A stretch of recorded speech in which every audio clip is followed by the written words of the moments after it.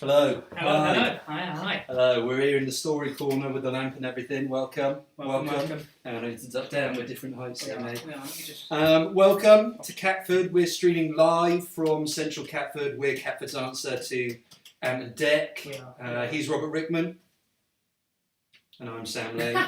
And he looks like Ace Ventura in that top as well. So we're having a bit of a discussion before we went live, guys, about what to wear. I decided to go for a shirt. Unfortunately, I forgot to iron it, but there we go. There we go. I did leave it down there for you. So. Yeah, you did.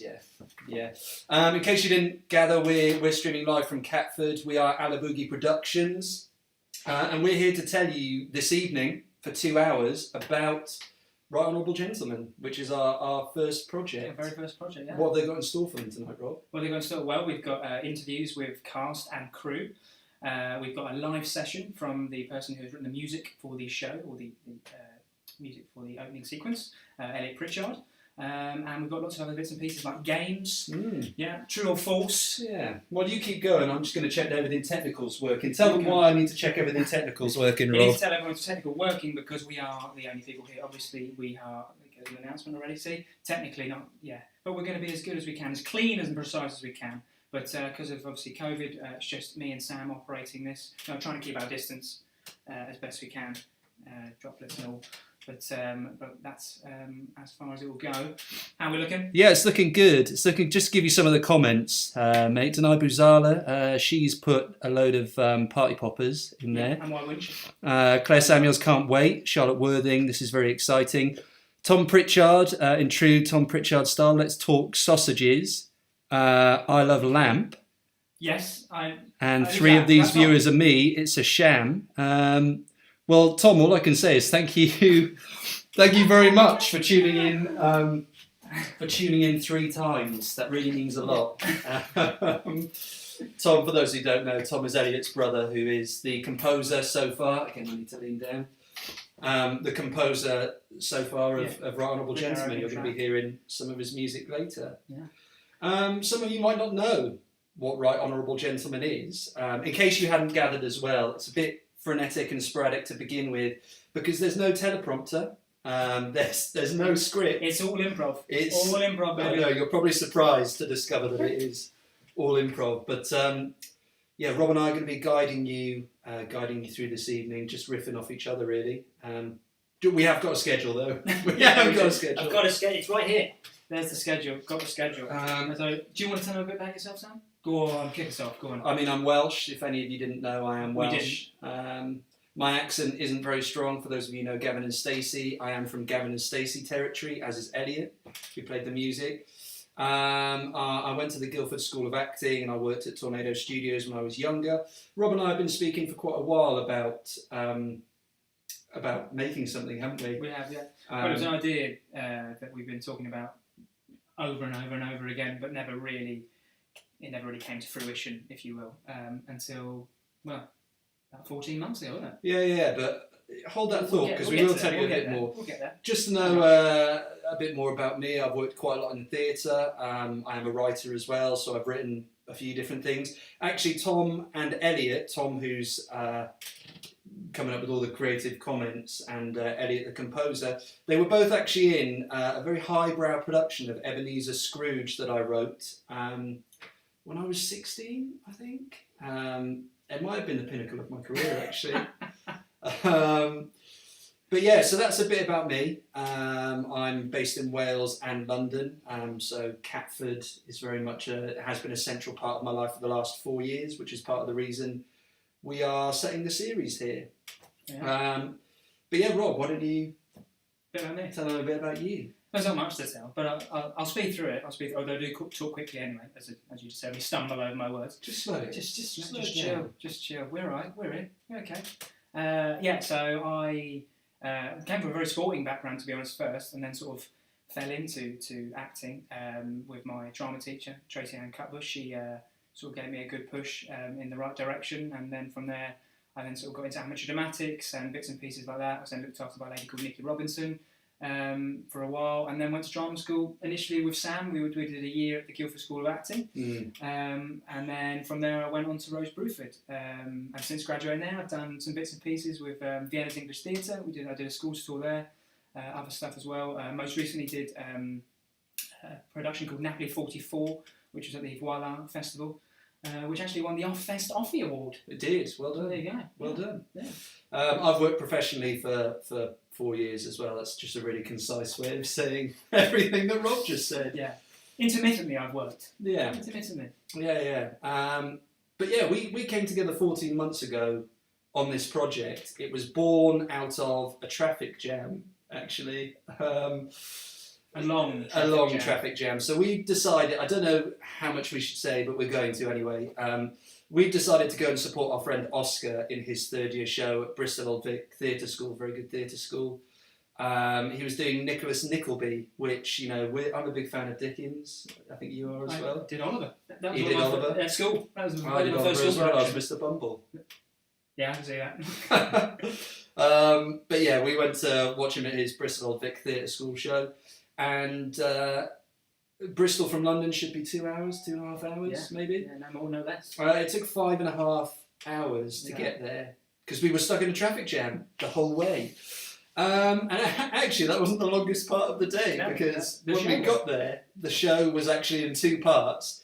It was about 8 hours.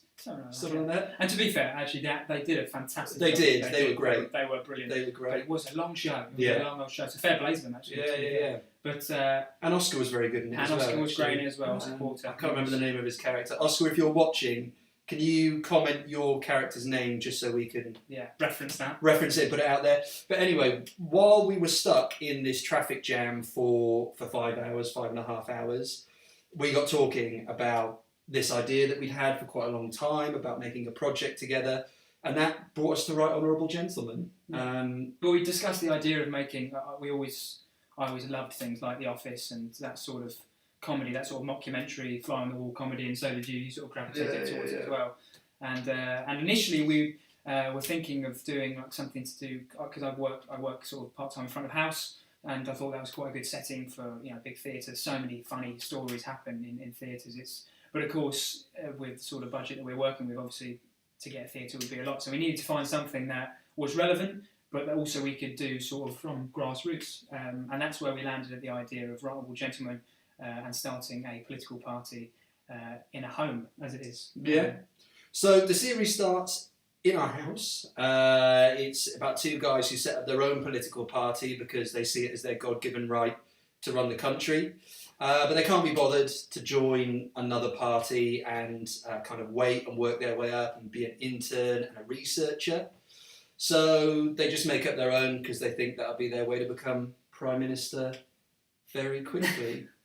It's important to say everything in this series is inspired by real-life politics. Yeah, in some way. In some way. So, we're trying as well to sort of hold a mirror up, if you will, to what's going on and comment on it at the same time, whilst creating our own world as well. That's kind of a Hamlet quote.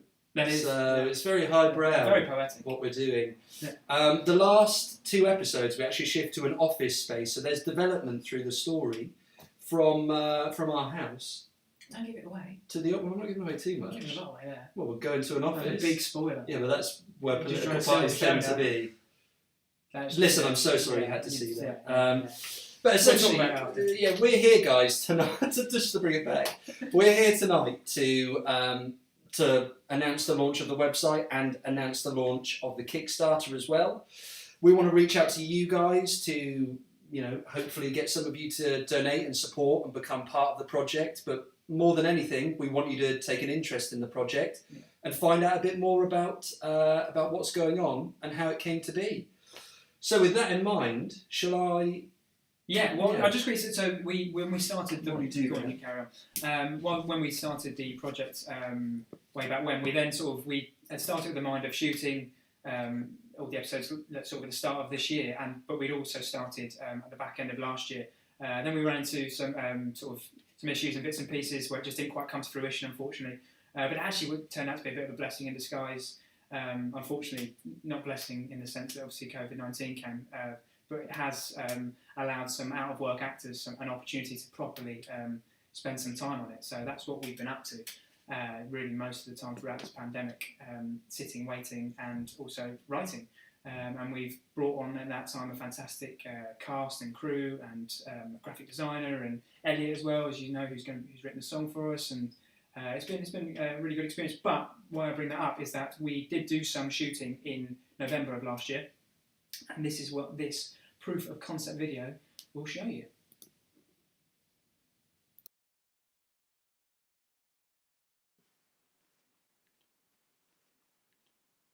Hello, and welcome to all of you out there.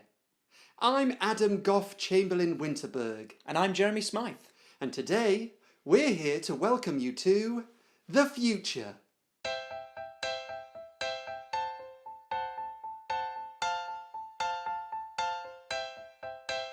The Endeavour Party is a new party. Hot off the presses. A party for change. Let's drain that swamp. A party for the people. The People's Party. Okay, what are you doing?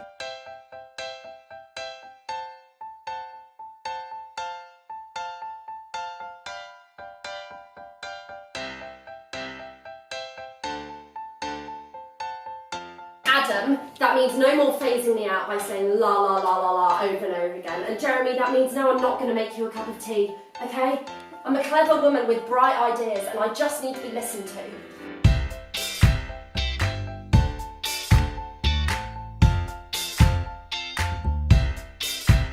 Boys, you know my reusable water bottle is? Not now, Dave. No one cares about your fruity hippie water bottle.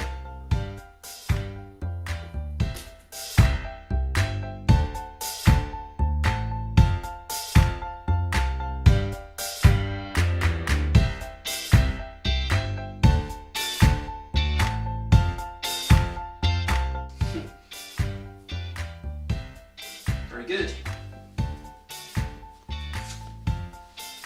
Keep up the good work. The night is always darkest before dawn.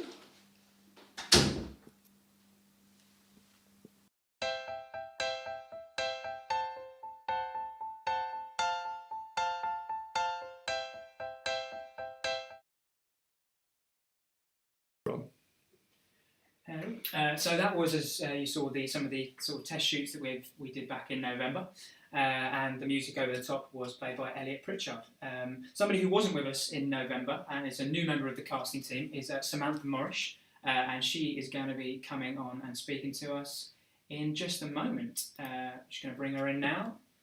Samantha, can you hear us? Hello, yes. Hello. Can you hear me? Hello. Yeah, we can, loud and clear. Good, because I did a Zoom play recently and I left myself on mute for the first line, so I have a bit of nerves now around this kind of thing. But I'm glad you can see me and hear me. We can get. And where are you calling from, Samantha? If you don't mind disclosing that to the. I'm calling from South East London as well. I'm from New Cross. So... I thought I could hear you. I'm by the window. So. Yeah. Hi. How are you? All right? I'm good. Yeah. Good. Thank you so much for coming on to speak to us. For those of you who don't know, tell everyone just a little bit about yourself, who you are.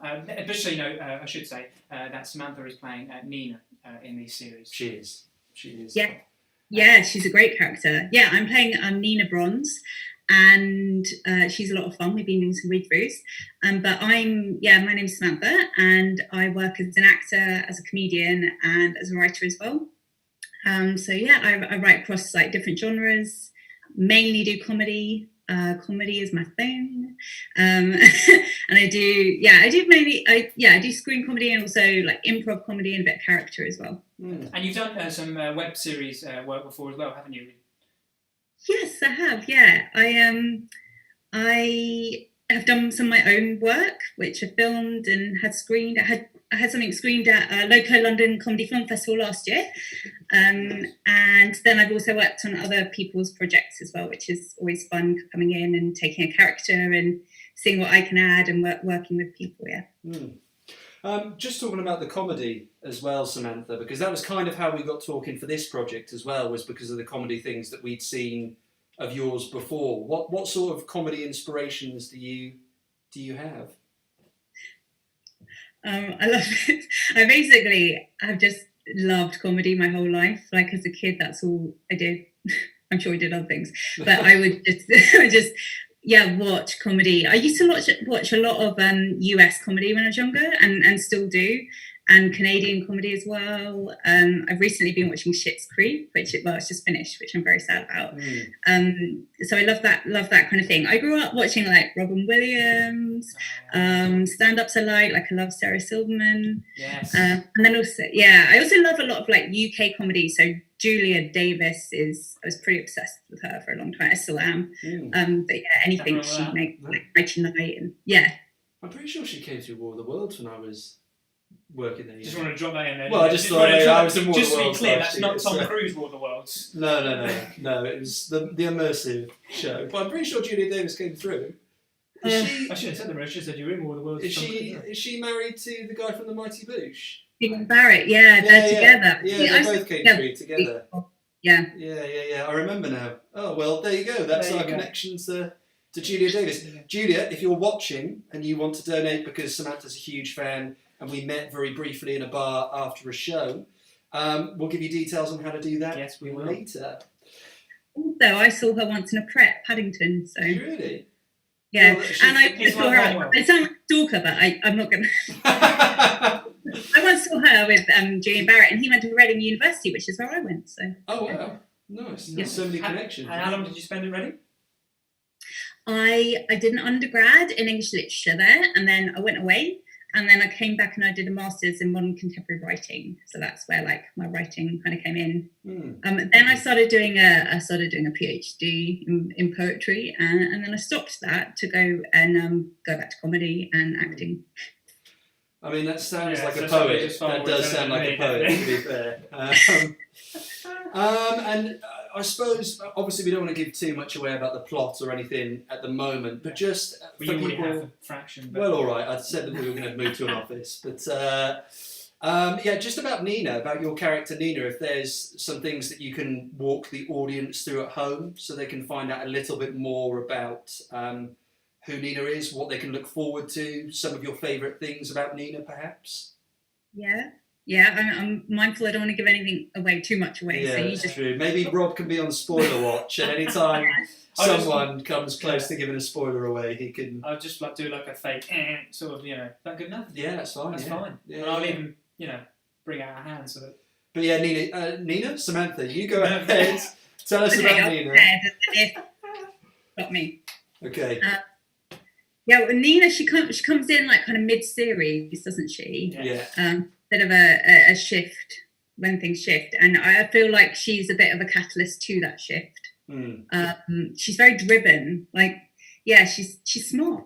I think she's like smart and driven and analytical, and she's a bit cold, but in a way that I think. But yeah, no, do you know what? She's got this like underlying passion to her.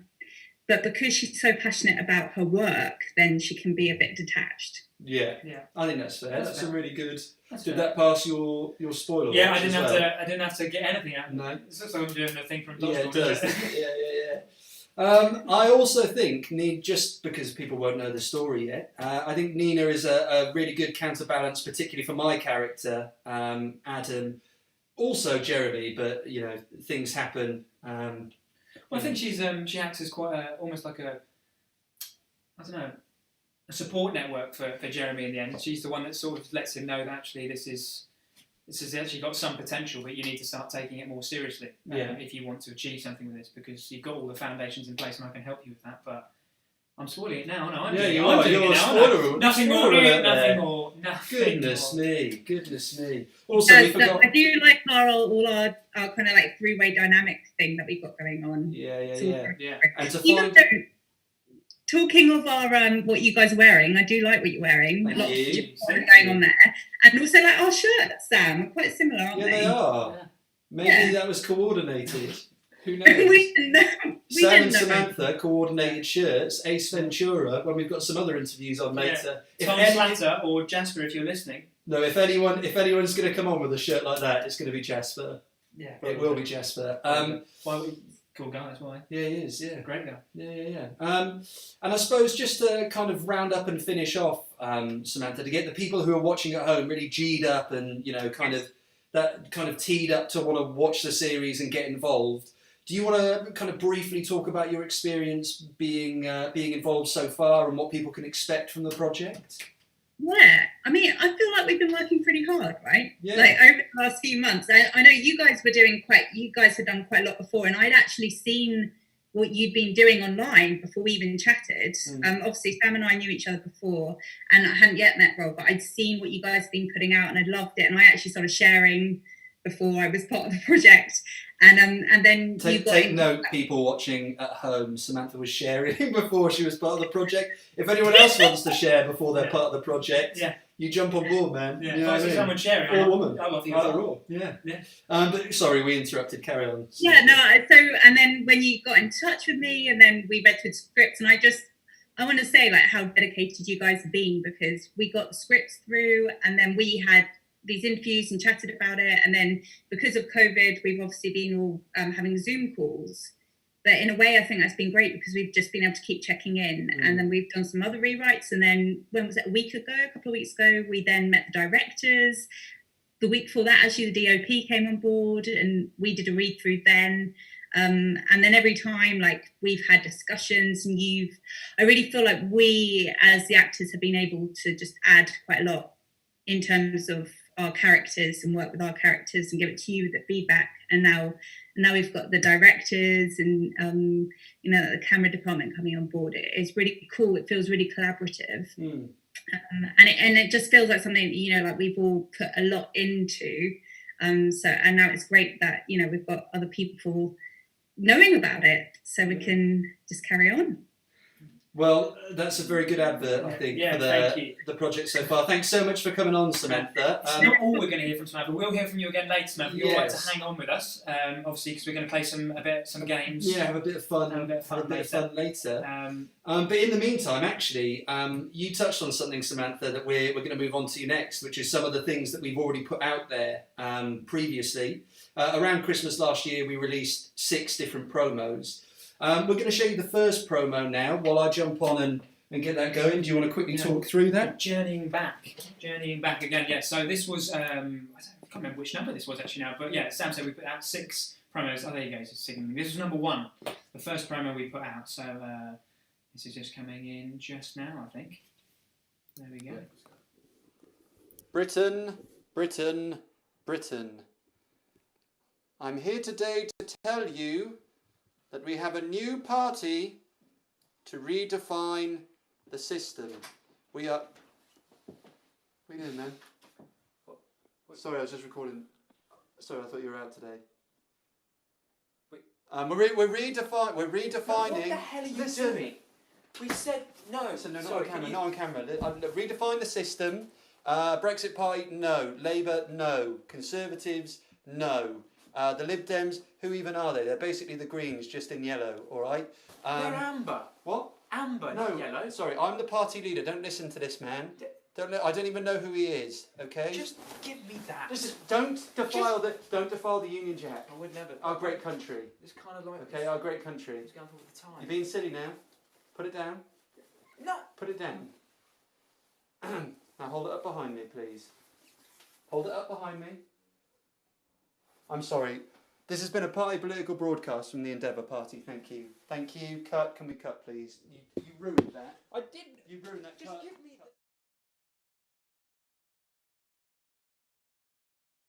3, 2, 1, we're back in the room. Great. So as you'll see there, it was meant to be 2020, as I was speaking about earlier, but obviously we were delayed by coronavirus.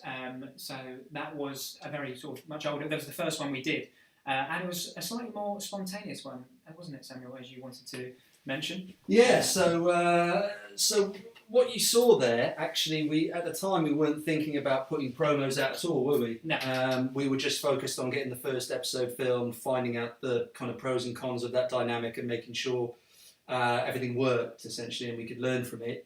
What you saw there was it was downtime, wasn't it? It was about a 10-minute break, and Rob had gone to sort some things downstairs. I think it was lunch that you were Probably because we were coming up to lunch, and at the time Rob and I, because we were filming on a skeleton crew, Rob and I were doing quite a lot of the jobs ourselves.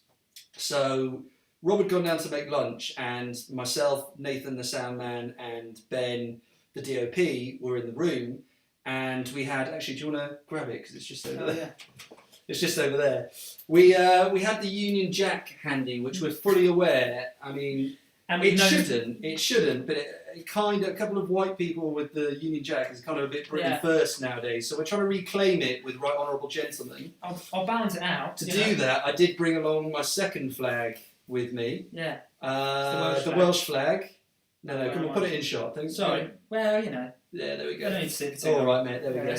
I'm joking. There we are. It's So, yeah. in all its glory. Yeah, we had this handy, and we just started messing around in a 5-minute break because we thought, wouldn't it be funny to try and get some just some improv stuff. If you rewatch that video, you can watch it on our YouTube channel. You'll see at the very beginning, Rob comes in and has no idea what's going on. That's why I was smiling. And he smiles at me because he's like, well, you can probably talk through your thought process a bit better than... Well, I was smiling, Oh, and then okay. I realised obviously what was happening, and sort of went with it then, didn't we? Yeah. Carried on going, but then it became a genuine push and pull, of Yeah. wanting to hog the camera a little bit, wasn't it? Yeah, so that's a prime example of being rather Yeah. than acting. Yeah. You were just existing It was just in that moment. just my actions, my objectives, they're all clear. They're all there. They're all there. They're all there. So It's that's, spontaneous, well, that's it. Like now, we're riffing off each Yeah, other. You know what I mean? just back and forth. But that was the very first promo, which was our first chance to get the work out there for people to see what we're doing. I have to say, where we were there compared to where we are now, it was much less developed. Yeah, we were Wasn't it? finding out, I think, the form, because obviously we've been inspired by lots of different shows. I love comedies, as I was saying earlier, but we want to make sure that even though we're taking that inspiration, that we're also putting our own stamp on it as well and being innovative, if you will. But that also meant trying to find out exactly what it is we wanted to create, which we're still doing right now, which is now why we're in quite an exciting part of the process where the directors are with us, and they're going to be working now alongside our DOP and us, and we're going to sort of shape and try and get what we want, or what we're hoping to find. But again, it will all be sort of, as we move forward, we'll sort of discover more, hopefully, and it'll be fun. Yeah. Now, you're probably sat at home thinking, you're hearing a lot from us about what this project is, what's been going on, what we're going to do moving forwards. Actually, now's the time. This is what this is for, this video, for us to let you know, well, now is your time. Now's the chance for you to get involved, what you can do to support this project. We can now confirm that the website, which has been designed by ourselves and our wonderful graphic designer, Jim Barker, the website is live. So you can visit it. It's www.alaboogie that's ALABOOGIE productions.com. I feel like I'm on Countdown or Slowly or something. I think we should explain Alaboogie, really, shouldn't we? Yeah, we should. In 1 second, just so you can get that again, so you can hop on the iPad, the iPhone, Android phone or laptop, whatever you've got. www.alaboogie.com. That is the website. Rob will explain Alaboogie Productions. You mean just with a name? Yeah. I'm pretty sure it sort of comes from my sort of school group. I have this sort of ridiculous language that I sort of like, I just say random words, zoogie, boogie, alaboogie, and people seem to find it quite amusing. I don't know why, really. It's probably not that funny. People probably at home like, let's just sign off now. But for some reason it caught on, and we were sort of discussing names about what we wanted to call our production company, because we wanted Right Honourable Gentlemen to fall underneath something so that it wasn't the end, whether or not we'll move on to a season 2 if it were to be successful, or whether we would do another production or something. We wanted to start and be able to go off on a different sort of route in the industry as well in terms of producing and creating something. But we had so many name ideas, and then I literally just said that once, and Sam sort of went, yeah, I like it. Yeah. And everyone we've sort of said seems to... Well, it's silly, it's fun, and it's also, comedy. you type that in, that's all you're going to find. It is. If you go on Google, there are no other Alaboogie Productions. We I mean, double checked. We're not at the top yet. No, to be we're fair. not. We've We're not paid them to be right at the top yet. But But we will. My word, we will. Yeah. And with that in mind, the website is live now.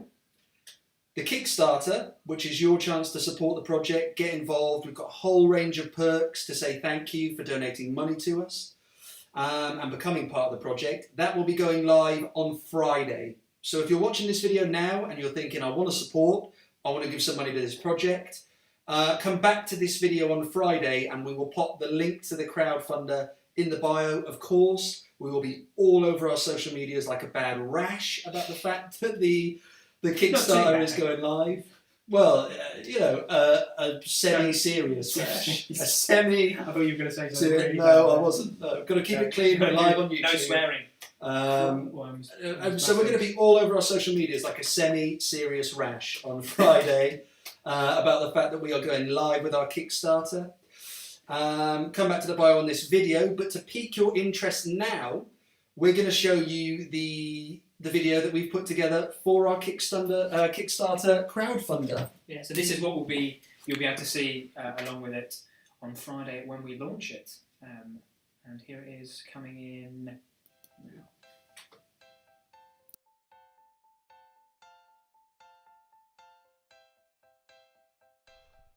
Hello everyone, I'm Sam Lane. And I'm Robert Rickman, and we are Alaboogie Productions. Who are here to tell you today about our brand new, exciting, satirical comedy mockumentary web series, Right Honourable Gentlemen.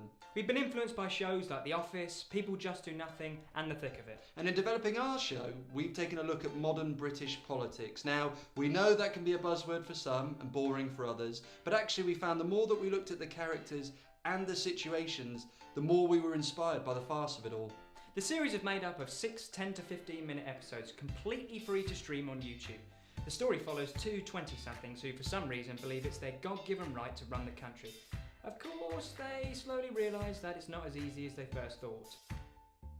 Now, we've been developing this web series for the last 14 months, and between us, we've managed to get the first 20% of the budget together. That's why we're here now. We need your help to get the rest of the way. So how do we do that? Well, we've developed a range of rewards to fit all budgets with things like limited edition posters, Blooper reels. and behind the scenes Kickstarter exclusive photos and videos, to name a few. Any donations, guys, big or small, will be greatly appreciated. We realise, of course, that obviously not everyone can donate right now, so if that's you, if you can please subscribe to our YouTube page, or like and share all of our social medias. We can find us on Instagram, Twitter, and Facebook as well. Now, if we piqued your interest, do keep an eye on our social media streams because we will be putting out a lot more content over the coming weeks and months. Thank you very much for taking the time to listen. Thank you.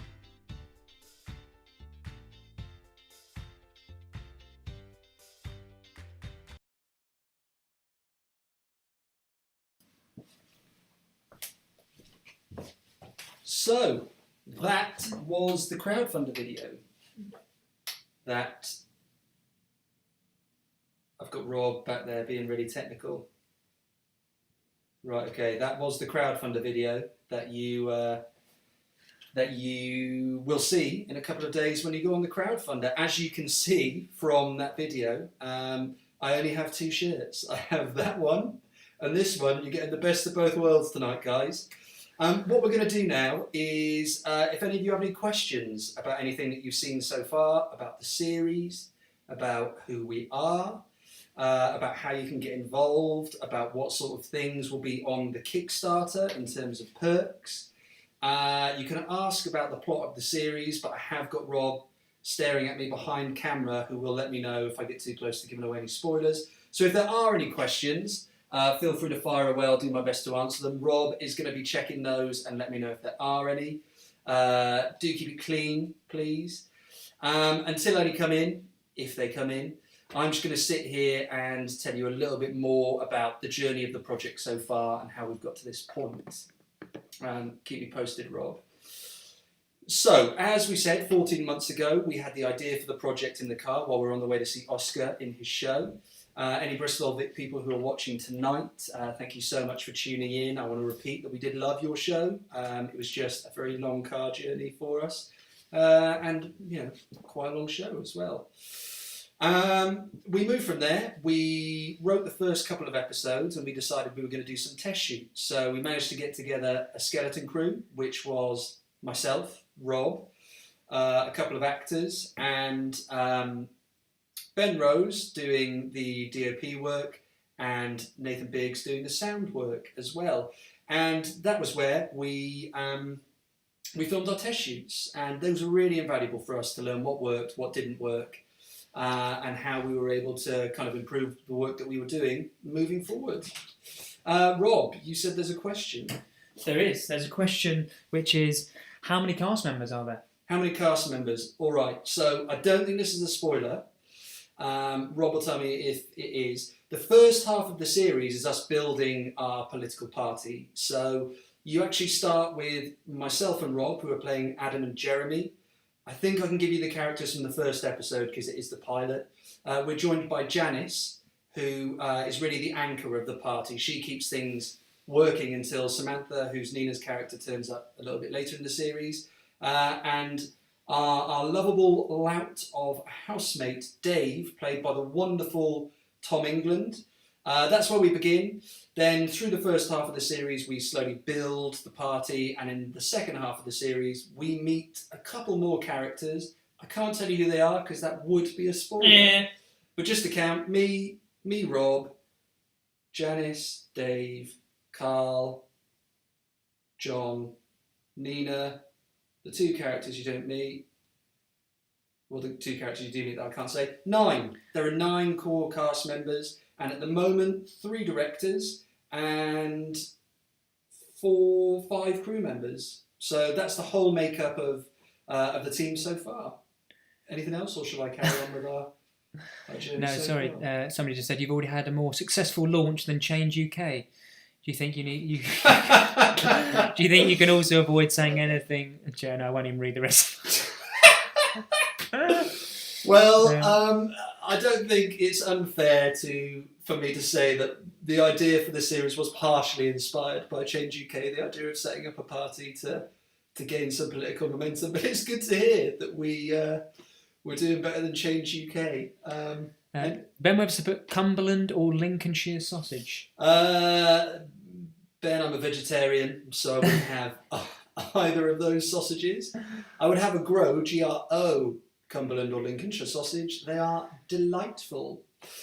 Anything else, or should I press on? No, just press on. Great. So I'm quickly going to round up a little bit about that, and then we're going to move on to the next section. What are we looking forward to next, Rob? What we're looking forward to next. So the next thing actually is going to be the pre-recorded session from Elliot. Oh, great. Well, yeah, jump back in, mate. Jump back in. So yeah, we did the test shoots, and then coronavirus hit, and we spent the second half of February, March, April, May, and the first half of June. So that is 5 months. 5 months rewriting the script. So we're on draft 9 or 10 of each episode. Right? Some more than others. Yeah, some have got more drafts. About that. And through that process, sort of around draft 6 or 7, we started bringing in new cast members who weren't part of the original filming. That's right. Yeah. And we started having discussions about expanding the creative team as well. And part of that expansion was bringing on the incomparable Elliot Pritchard. Yeah. Now, Elliot is a fantastic friend of mine. He's a very talented musician. We grew up together in South Wales. I'll give you a little bit of a potted history about him. Not too much, because Elliot will actually be joining us after to have a little interview as well. But Elliot trained at Mountview. We've kept in touch over the years, and now he's moved more into music than performing. He was always a very talented musician. He was actually live on, it was either Saturday or Sunday, I can't remember which. He'll tell us when he comes on. I tuned in for that, and he is fantastic. I won't plug it too much because I'm going to give Elliot a chance to plug himself later on and tell you where you can find all of his music online. But for now, we will see you in sort of 10-15 minutes with Elliot Pritchard. For now, enjoy his music.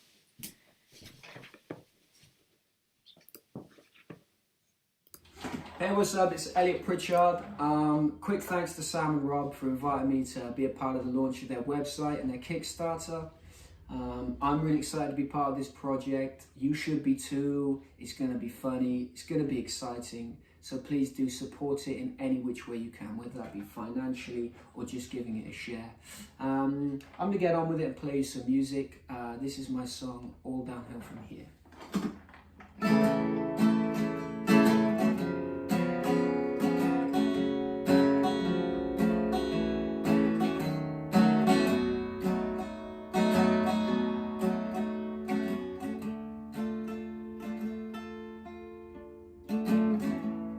I always wish that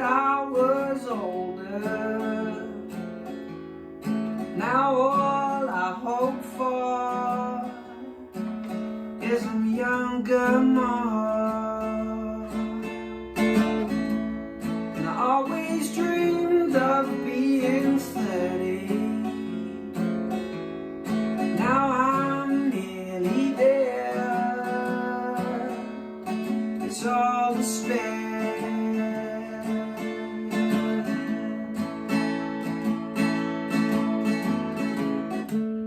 I got to thinking it gained sight and peace of mind, but it's left behind. Thought that I'd be older, I'd be wiser. I'm not wiser. Seems the more I know, the less I grow. It's so painful when you get to know. It's all downhill from me.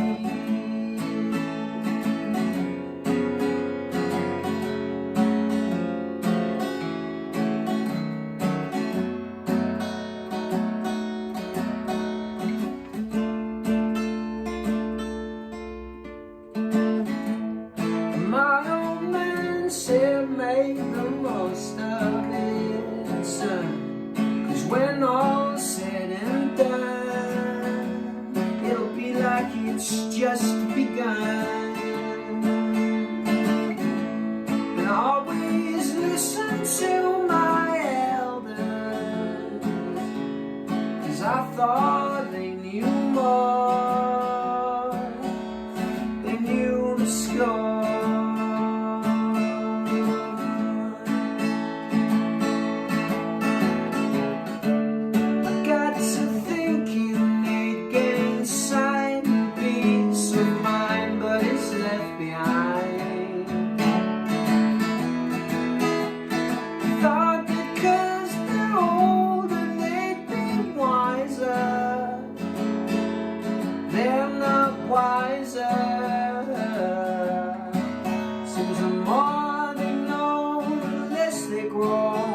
So painful when you get to know. It's all downhill from here. So when you're trudging through the storm, try and steer clear of the norm, and maybe you'll get through.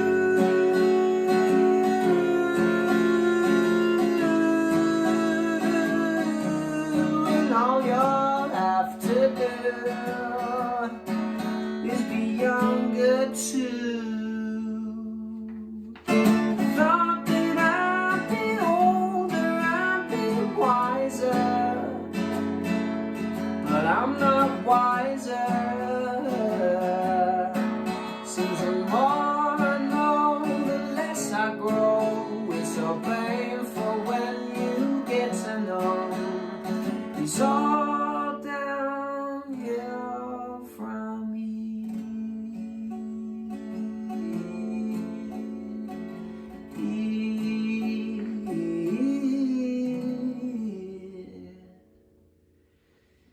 It's all downhill from here.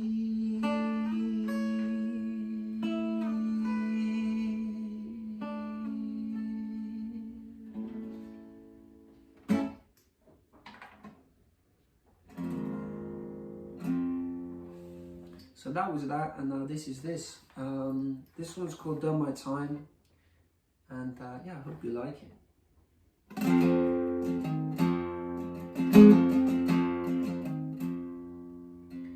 Open fields and I'm on the run.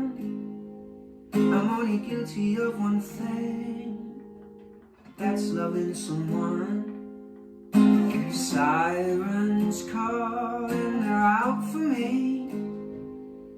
They got me here for treason. I thought I was free.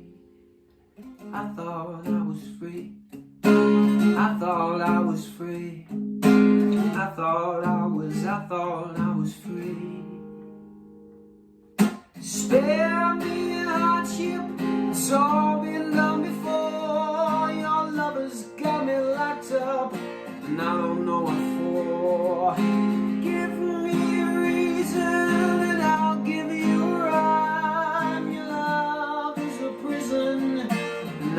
done my time. Oh, I have done my time. I have done my time. I have done my time.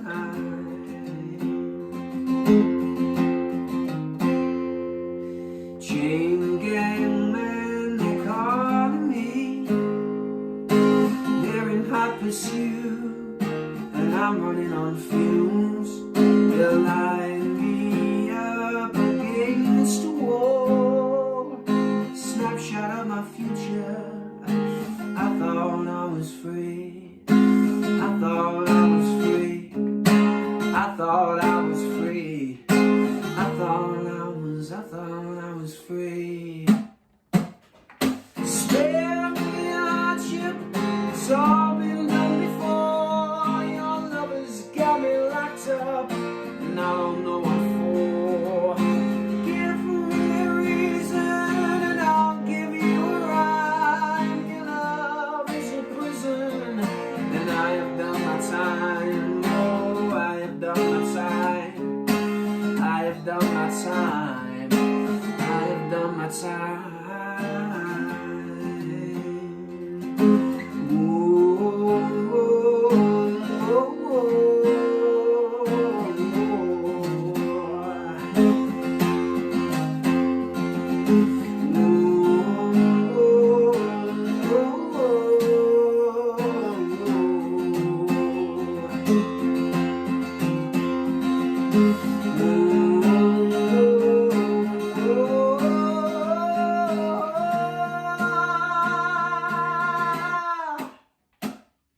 Spare me a hardship, it's all been done before.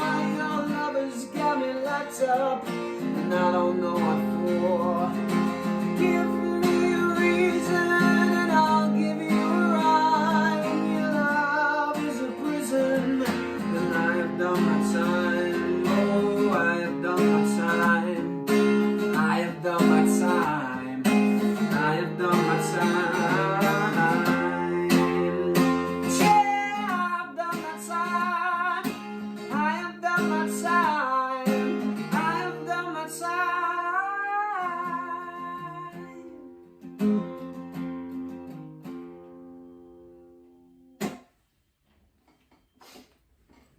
Okay. New guitar. This is my last song now. Once again, thanks to Sam and Rob, and we really do wish them all the best, and we really do hope it's going to go great. I'm not really a very political guy, but I felt this song was unavoidable in some ways. And it's called Nothing Will Change.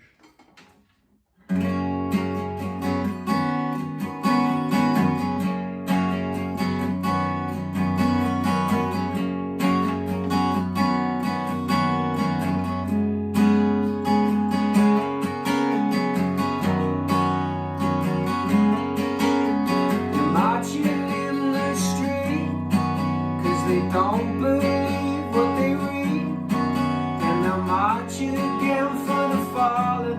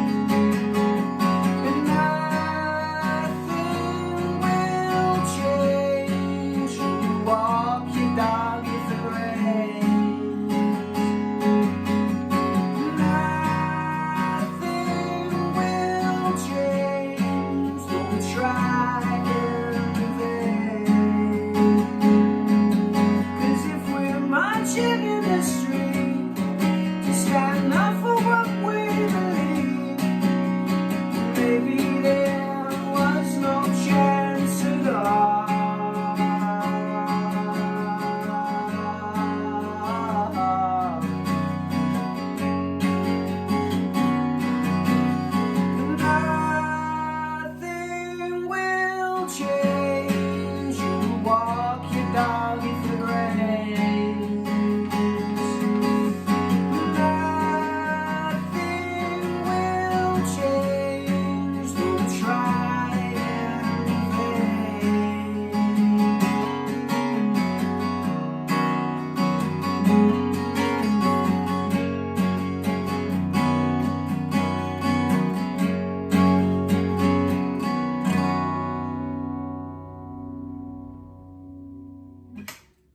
Thank you. Thank you, guys.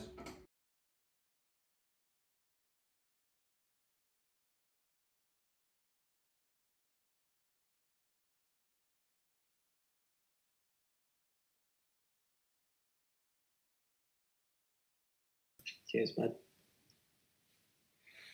Great. So that was Elliot Pritchard. As I said, very talented musician, and he's with us now to talk through a few things. So Rob's going to swap back in quickly to ask the first question as we shift on over and welcome Elliot Pritchard. Thank you so much for joining us, Elliot. Appreciate it, mate. Thank you. My First pleasure. I've done with Samantha, I'll sort of let you tell us a bit about yourself, sort of your background and musically, because I know you also study as an actor as well. So if you want to tell us a bit about yourself.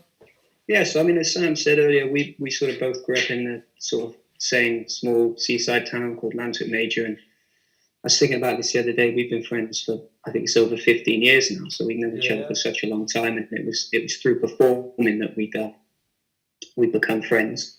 And I did. I went to Mount View, and that was a good experience. I think looking back, what I enjoyed about it wasn't what I should have enjoyed about it, to be perfectly honest. I had a really good social time, but a few years on, having done acting for a while, I sort of realised that wasn't my bag, and that I liked performing, but I like performing music. Because you did do performing music.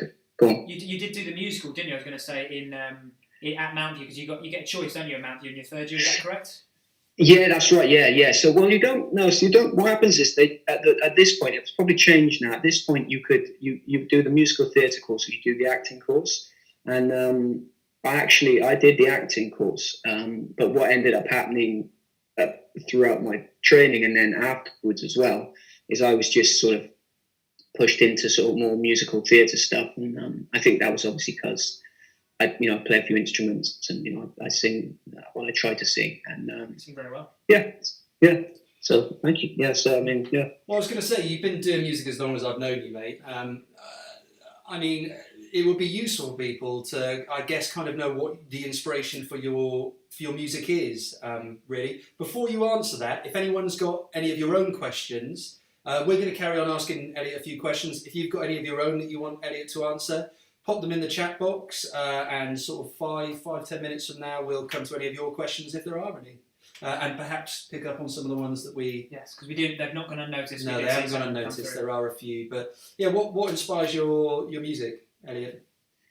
I guess, really, it's just life. And I know that's so sort of cliched, but I suppose that's what I find fascinating about other artists' music is life through their eyes. Do you know what I mean? So their opinion and the way they see things and the way they talk about things is what can be quite interesting and quite different. That's what I find.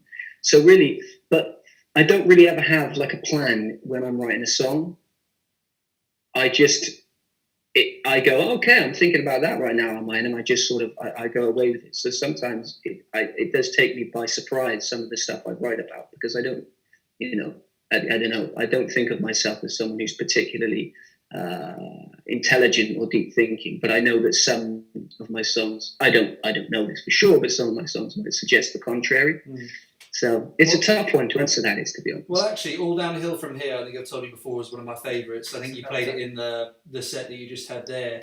And you introduced that on the weekend when you played that as well.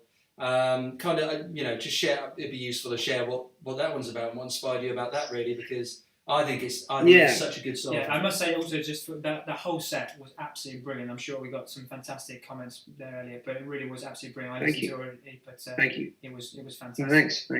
Thank you. No, it was, I love doing it. No, that song, I guess I wrote it during lockdown, where I was, furloughed for the entire time, and I sort of had so much time on my hands, and I turned 28 over lockdown, and I think I was just, I don't know, you have almost too much time to sort of be in your own thoughts. And the idea of it, I guess, is that I just felt like every time I thought I knew something for certain, I was waving goodbye to a bit of curiosity, if that makes sense. Because I was like, well, I already know that. So then you just kind of accept it as something you know. Does that make sense? Yeah, absolutely. And I guess I got kind of sad that does it mean that when we grow older, we sort of just lose all the curiosity and open-mindedness, that we just become, closed-minded about things? And I guess that's what it was about, really. Mm. I mean, I've been all up in my head. That makes sense. It's been really useful, actually, having this, to be able to pour all of our kind of energy into, because like you say, you've got so in your head in lockdown, particularly when you couldn't leave the house for so many weeks. So this has been great, hasn't it? Yeah. And that's actually one of the songs that you've let us use as well for the series All Downhill From Here. What about the other one? Do you want to talk through the second song, because it was the instrumental version that we have used in our crowdfunder video and in our test shoot video as well, which you watched earlier. Yeah, the piano-led one. That was a fascinating one, really, because I'd had that sort of piano part for years, I think for about 4 years, and I had the vocal part of it for quite some time as well, just this sort of about 4 or 5 bars of the song, and I just couldn't finish it. And I don't ever force a song, and I try not to force a song, because I just think it just won't be very good and people will see through it. So again, it just in lockdown, I was like, I bought a cheap piano, and I just started playing with it, and then it sort of became what it was. And that one's a bit more of a straightforward one, about just how love is a funny little thing, because it is. It's full of ups and downs, and that's all really. This love is a funny little thing. And that was that's part of it. Well, obviously you said it was sort of fun, in terms of the funny things, but it has that sort of bounce to it that we thought was quite appropriate for the sort of general show. Because we wanted, obviously, we looked at lots of different songs of yours, but that one was sort of the one, because as initially we were looking at the first one, which we still would like to use, I think, in some way.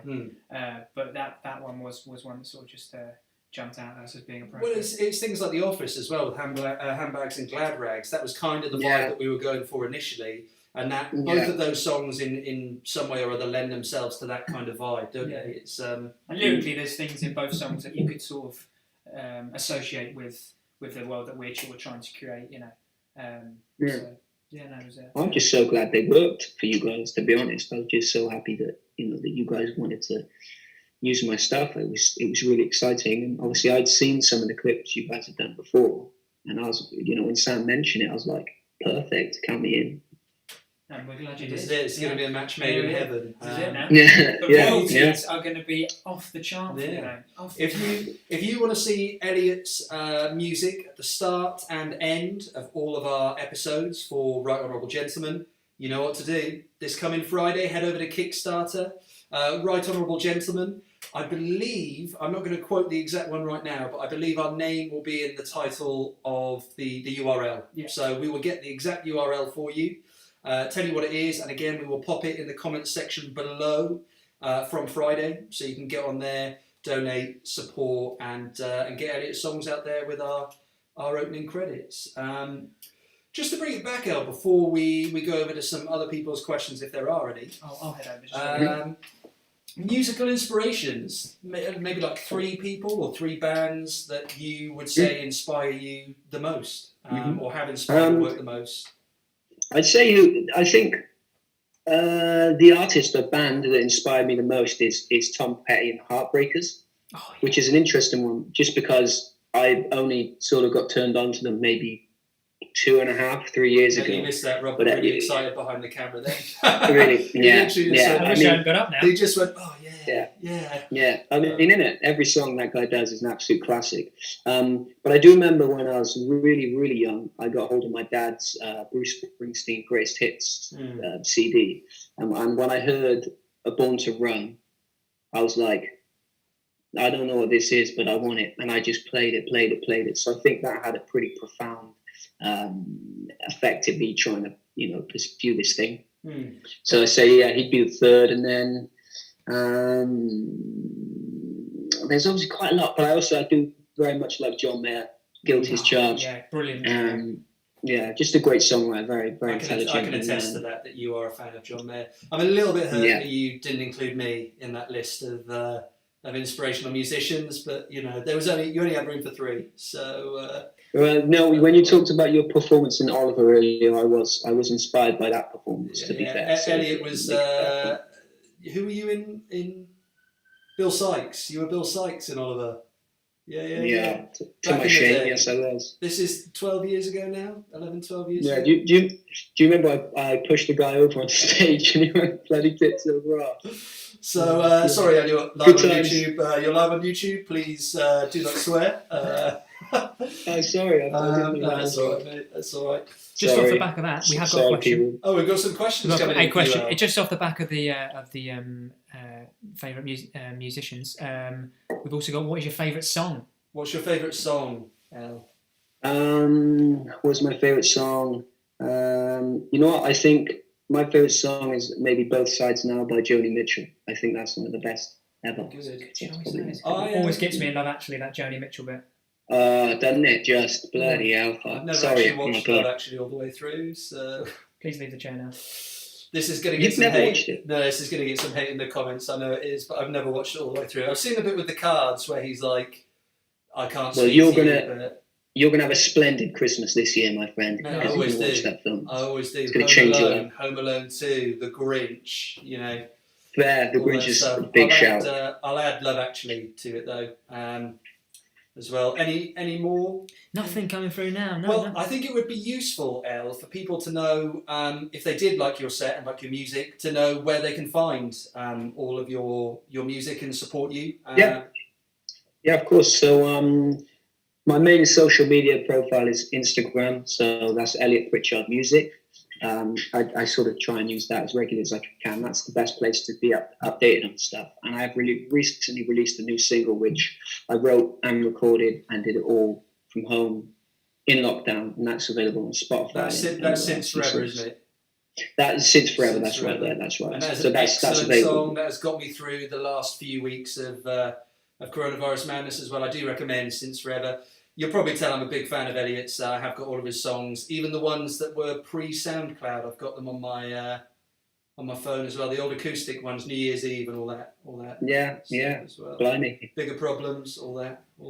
Yeah. But yes, appreciate that. Instagram is your main social media profile. They can find you where else other than Instagram? Yeah, Instagram, Facebook, Twitter, YouTube. I'm pretty much everywhere. Spotify is one I would love you to follow me on, by the way. And play it Spotify. on Spotify. And they just search for Elliot Pritchard on Spotify, do they? Lovely. And Elliot SoundCloud Pritchard. as Yeah, well? yeah. SoundCloud as well? SoundCloud, yeah, I do have a SoundCloud. That's a good place to go if you want to hear some sort of demos and stuff. And if you do check out my SoundCloud, you do want to check out some of my demos, please feel free to get in touch if you have any feedback on those. So I do put a lot of demos up there, and that's Elliot J. Pritchard on SoundCloud. Great. And you're going to be joining us a bit later as well for the game show segment as well, are you? You're going to be coming back? Yes, sir. Lovely. Was that another question, Rob? No, it wasn't. No. Okay, that was the false alarm there. That was the false alarm. But we'll have you back for the quiz section, Elliot. Thanks so much for coming on for the interview. Not at all. Yeah, we'll check in with you a little bit later, mate. Yeah, see you later, guys. See you Thank you very later. much, chaps. Thank you.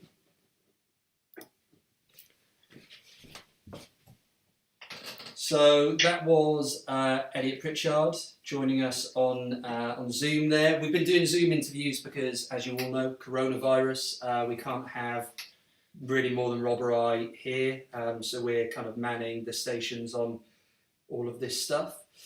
Elliot will be joining us later. Like he says, get along to his Spotify, get along to his YouTube, Instagram. While we're on the subject of YouTube, if you're watching this, you are watching us on YouTube. If you have not subscribed to our YouTube yet, then please do so.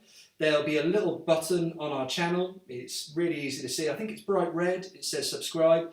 Just click that. The more subscribers, the better. And as I say, get over to our Kickstarter on Friday. We will link it in the comments below. And support if you can. What's next on the agenda? The second promo. The second promo. So we've shown you the first promo.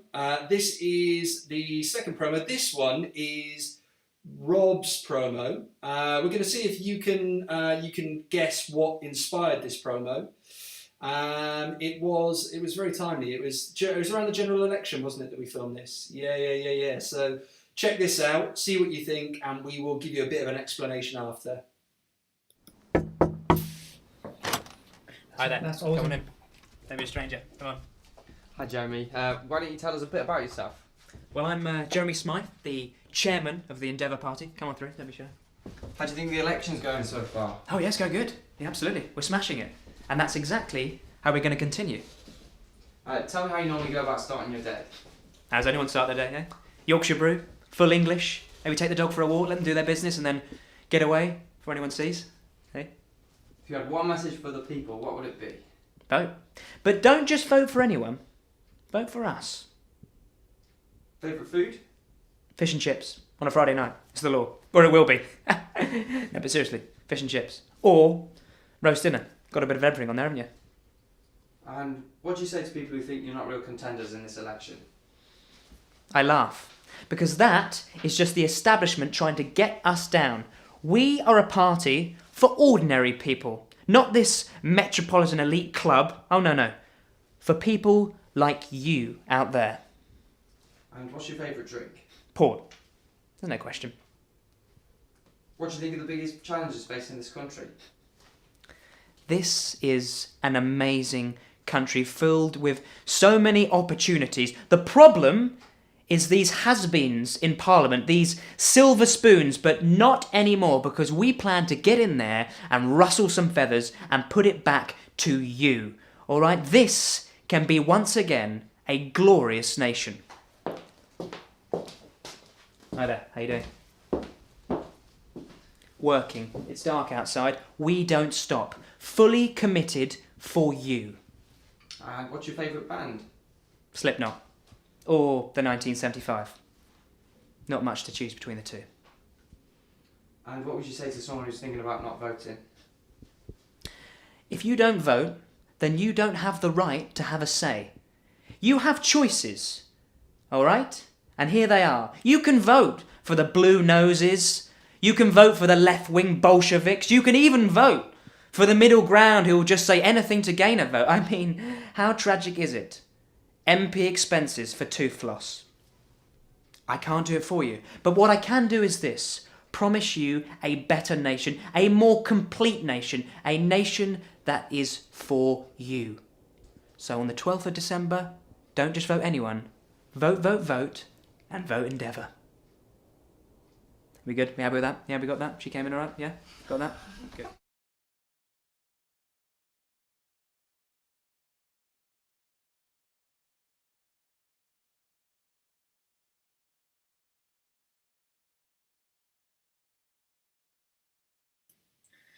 And we're back. So that was one of the promos at Christmas. I can't remember exactly which number that was, but it was sort of based very much on one politician. If you can guess, throw it in the question bar, and we'll tell you who was right and who was wrong. But that was very much what that was about. Bit longer than the other promos, much to Sam's dislike, but I hope you enjoyed it anyway. So moving on, we've got Jasper Cartwright who will be joining us very shortly. He is one of the directors, but we'll get to him in a minute. So just want to talk to you a bit about the crowdfunder, which we already have. Obviously that will be going live on Friday. All the details of that crowdfunder will be in there. So we've got lots and lots of prizes, as you've seen in the video before. And obviously we won't be able to get those to you straight away because we're hoping to film, as we say, in the late autumn, so sort of late October. early November. And then at which point after that, we'll be able to get you things like the blooper reels and cast photographs, sign posters, all of that sort of thing. Sam is looking at me, but no, we're just going to keep going. We're going to keep going. We have got Jasper coming in now, though. Sorry, so we're going to keep going because I can't wait to bring this man on. We're very excited to have him. He joined us about 4 weeks ago, I want to say. I think about 4 weeks ago, Jasper joined us. And he's got a really great setup. I'm very jealous of it. He's been doing podcasts, I believe. In fact, I know he's been doing podcasts. He has, yeah. And we will come to the podcast shortly because we want to give you a chance to kind of plug the podcast and talk a bit about the other things that you've been doing.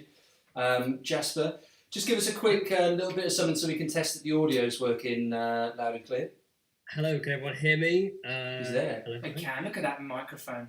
We've actually got our own mics We do. set just I wish I could pull the underneath. camera. It's just, I'm going too loud now. aren't I? Yeah, you are. Yeah.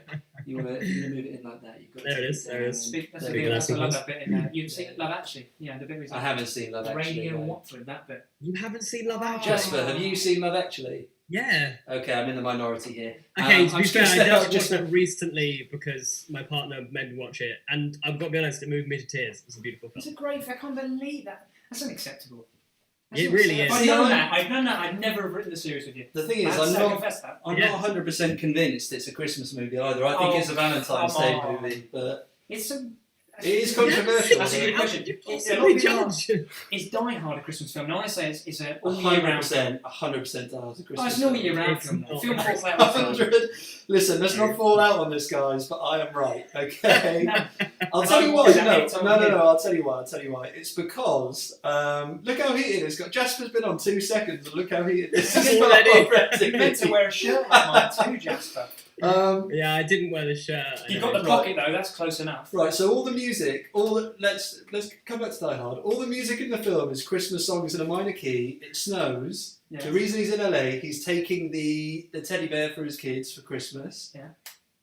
What do you want? But predominantly the film is action based, and you don't really know until he does the ha ha. Yeah, but when he kills the guy on the lift Great. as well, Yeah, he that's what puts I'm him in the talking about. Santa outfit. Yeah. So I have a machine gun. Ha, ha. Yeah. Super Christmas. I But we're, refuse to accept. we're not here to talk about Christmas. We're here to talk about Right Honourable Gentlemen. Yes, we are. With Jasper. Sorry about And that. Die Hard isn't conversation. anything like it even. No, it isn't. It's nothing like Right Honourable Gentlemen. Well, wait until you see my episode, one that I directed. Yeah. They might be a little bit Die Hard. Yeah, so. they're good. I mean, it is the final two, which are Yeah. going to be in the office. So, Die Hard set in an office building. So just wait for the Christmas special. Maybe Jasper will come on and direct the Oh, we've lost your video, just so you know. Christmas special. You keep talking though, Jasper. We've will. still got your video, mate. Oh, great. And you can hear us as well. I can't hear you. While I rectify this, Jasper, can you just tell us, tell the people watching a little bit about yourself, kind of how we know each other, your creative work, how you got into directing as well, all that kind of stuff. Yeah, sure. I met Sam. We did a job together. We did a touring theatre job together, which was a fantastic and joyous experience. Where we sort of toured around, staying in travel lodges and driving everywhere. So you can't help but get very close to people when you're like in that close proximity. And we've just stayed in touch ever since. And I think, Sam knew of some of my film work and sort of hence, I guess, sort of asked me if I'd be interested in looking at this and was really excited to come on board. But as for me, I've directed a couple of short films, mostly things I've written myself. And I've been working for a little over a year at the BBC now. I worked on Silent Witness for a bit, which was really good fun. I've since worked at Bite Size, BBC Bite Size, making sort of viral videos and stuff for them. So some of their online content, got to go to like Sports Personality of the Year and do some filming there and things like that. So really, really exciting work, which has been fun. I'm still there doing that at the moment. And then outside of that, as an actor, I've been working for a number of years. And to varying degrees of success, and then very recently, started the aforementioned podcast, which has been a really, really good fun and a really joyous learning curve. But Yeah, now tell us a bit about the podcast, mate, because obviously right now with our camera having gone down, you could say that we are almost running our own podcast here. You are indeed. But tell the people watching what your podcast is. So basically, I had an idea with one of my good friends. Oh, hello. There We're back. We're back. I'm not going to lie, I was very worried there. I had kittens, but we are back. You are Sorry, back. now we've interrupted you. You carry on, mate. No. So yeah, me basically played a lot of Dungeons and Dragons with my friends. We just found, especially during lockdown, it was a really awesome way to keep us sane and to stop us from just sort of slowly drifting into madness. And it gave us an excuse to meet up once a week and just sort of chat rubbish and whatever. And then one day, after the murder of George Floyd happened and all this Black Lives Matter, I was like, but you know what? So I just searched Black people in D&D on YouTube, and one thing came up with Terry Crews in it, and I was like, that doesn't seem right. And so I gathered together two of my dear friends and just said, hey, do you fancy chatting about D&D, and we'll see if anyone likes it.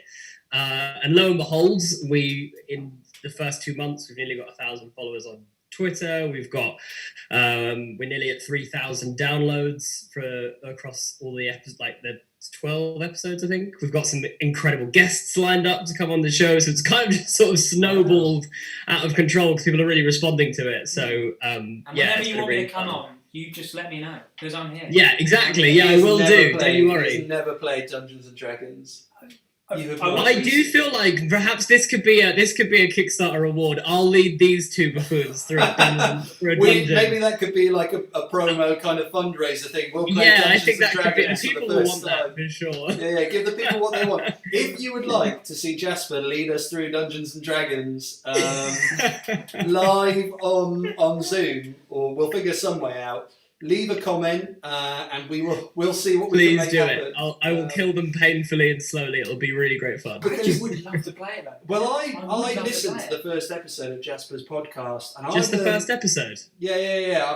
I've listened to all of them, Jasper. Listen, I've spent loads of time getting this live going, mate. After this, the ride back up to North East London, I'm gonna have my headphones in. I'm gonna cram them all there in. We go. But mate, I learned loads about Dungeons and Dragons, also representation in Dungeons and Dragons as well. Yeah, I should preface that a lot of the show is basically more talking about the fact that fantasy and pop culture has a huge influence on the way that our society manifests itself. It's the way we learn as children. It's the way we interact with the world, and we learn to interact with the world. We all share stories about, when we're on the playground and all of our friends say, oh, no, you can't be Legolas because Legolas is white.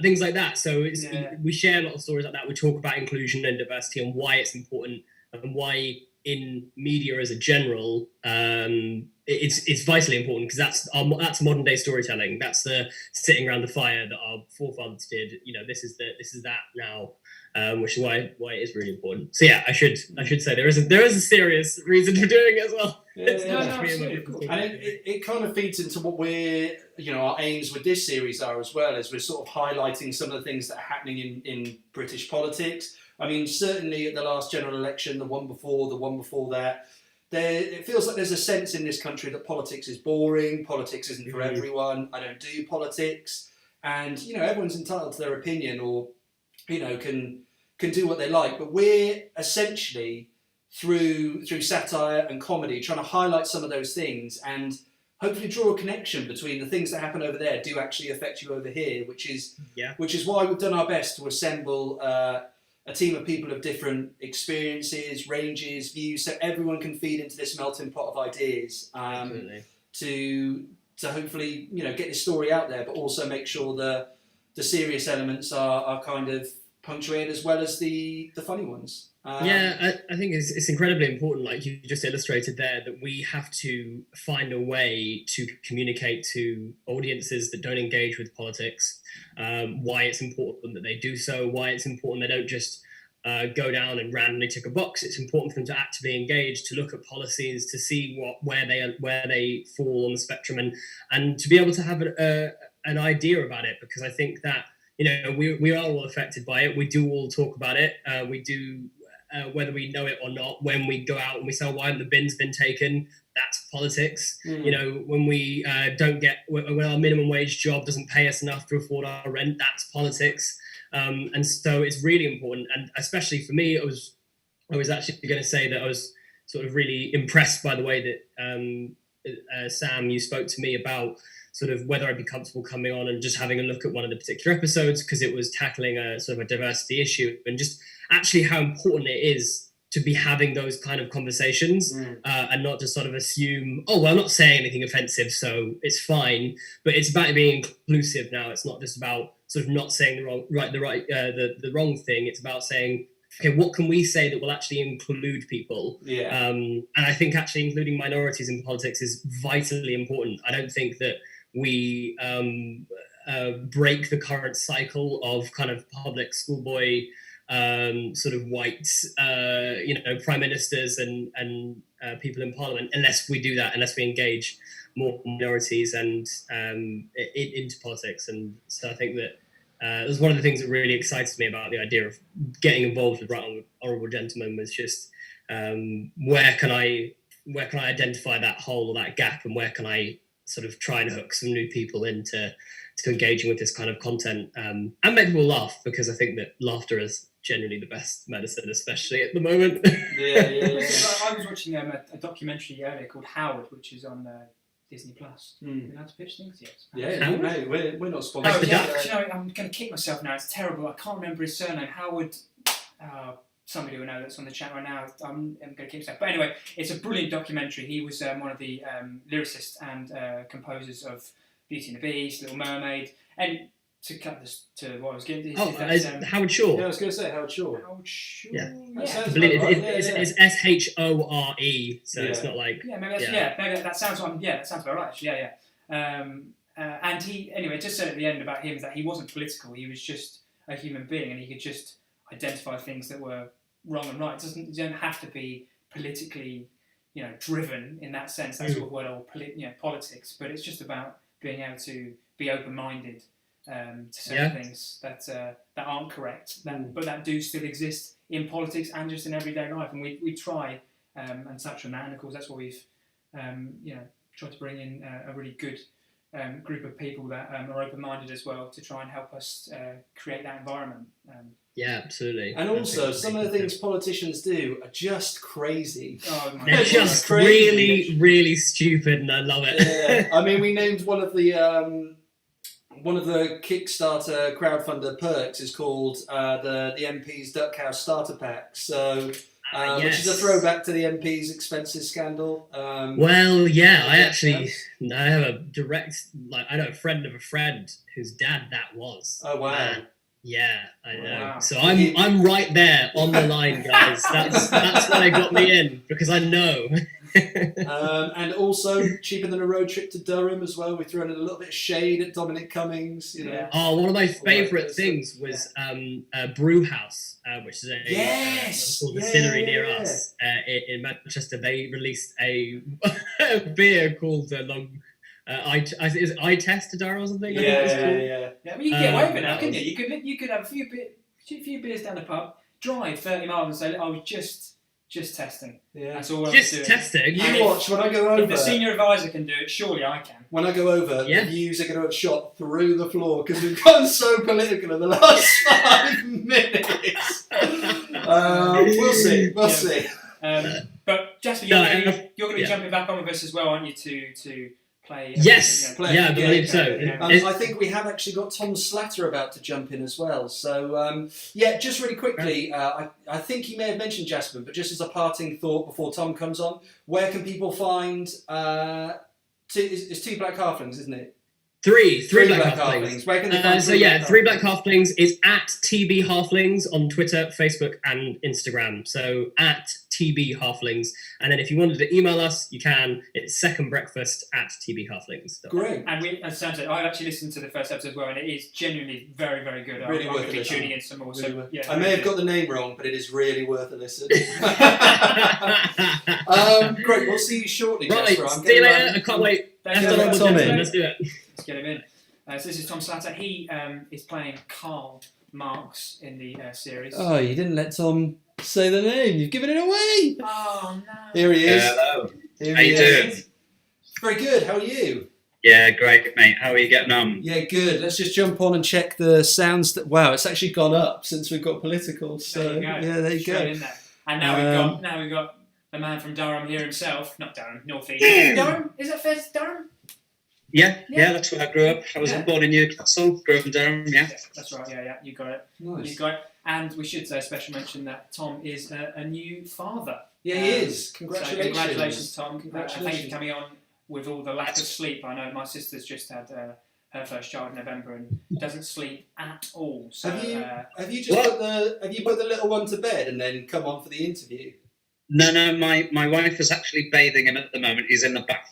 No, okay. you're missing out bath on best time. No. Well, that's how much I love you guys, you see. That's what I'm willing to do, is We make love you you too, sacrifices. mate. We love you too. For people at home, we'll let you explain a little bit about who you are and sort of what you've done, Tom. But Tom is he's one of the people who helped us with the original test shoots in October, November time last year. Yeah. As we say, Karl Marx, things have come on a very long way since that point. We'll touch on that a little bit later, Tom, but to begin with, do you want to explain a little bit about who you are, how you came to be an actor, the sort of stuff that you've done in the past? Yeah, sure. So I'm originally from the North East, and I've been living in London now for about, well, it must be nearly 20 years. I came down here for university and then went to drama school, and that's kind of how I became an actor.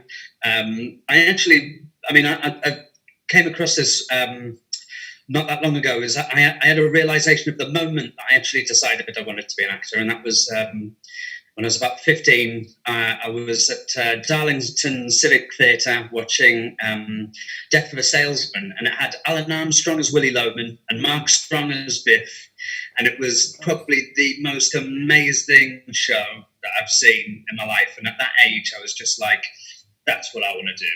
And from then, did drama classes and did drama. Did theatre studies A level, and then did a BTEC National Diploma in Performing Arts, all in the North East, and then came and went to uni and did drama at Goldsmiths. Oh, nice. Just like Yeah. I had one of my earliest memories at the theatre. This isn't. I mean, it's going to sound like a joke now. It is true. Is watching the Blues Brothers live show at the New Theatre in Cardiff, and that actually is one of the moments where I thought I want to do that and be a performer. And then, unlike Elliot, I wasn't gifted with the. I can sing. I've done music. You do a lovely rendition of Stars. I do a lovely rendition of Stars, but it's not quite comparable with kind of the quality of performance that you. Well, that's not fair. I mean, they were very good, but it's not Mark Strong. You know what I mean? It's not Mark Strong. But I saw him in A View from the Bridge. Actually. He was great in A View from the Bridge, wasn't he? Brilliant. Yeah. It's probably one of my favourite shows I've seen. It's probably important to say as well, because other people would talk about how we know each other. So Tom and I met doing Mixing Networks, which is run by Michael Singleton. And how long were we doing that for together? Probably a year, just over? Yeah, I mean, I've been doing it for about a year. Coming up now, I think it was around August, September time that I first doing it last year. Yeah. And by the way, if any of you are actors who are watching this, it is the best class if you're an actor yourself. It is. I cannot recommend it highly enough about just sort of doing a regular practice of auditioning and learning scripts, and then having the sort of discipline of watching yourself back and being honestly critical about your performances and what you think you could do better, and just working on that. I mean, it's been amazing. Yeah. So, Michael, thank you very much. Yeah, well, we've got quite a good running theme, haven't we? We've got James, we've got Steph, we've got Luke. Yeah, quite a few we've got people quite have a few done people Mixing now that Networks. are in the cast and crew. It's probably important to say that we're not sponsored by Mixing Networks yet, Michael. If you are watching, Michael, we're not going to turn down a bit of support. But I'll just echo what Tom said. I highly recommend it. Any actors out there, definitely get yourself over, because I've learned a lot doing those classes. But bringing it back to Right Honourable Gentleman, Tom, it was actually in one of those classes that I started speaking to you about it, because I was talking a lot about the series at the time. and we were really keen to work with you. We brought you on board for the original test shoots. Why don't you talk people through what those test shoots were like, how those kind of run? Yeah, they were awful. I mean, no, they were great. Well, so we feel. I mean, it rained quite a lot, didn't it? That's what you really think. That's all right. No, I mean, like, because it was a funny one, actually, because I think Sam and I'm always wanging on social media about politics all of the time, the lefty, woke, liberal that I am. And so, like, I remember the first conversation we had about it, and I was like, yeah, mate, it sounds really good and really funny. And then I remember, like, coming to yours, trekking all the way to, it's like Crofton Park, isn't it? Or somewhere near Crofton. Whereabouts are you based? Catford. It's not far, that's fair. It's not far. Yeah, it isn't too far, no. I just remember sort of like getting to the front door, ring the doorbell and no one coming, ring the doorbell again and no one coming, and then ringing you and you'd be like, oh, sorry, just finished shooting a scene. So I was like, oh, okay, fair enough. Let me in, and then meeting everyone. And it's just really fun atmosphere and vibe on the set. Like, people were just really, really well prepared, really funny.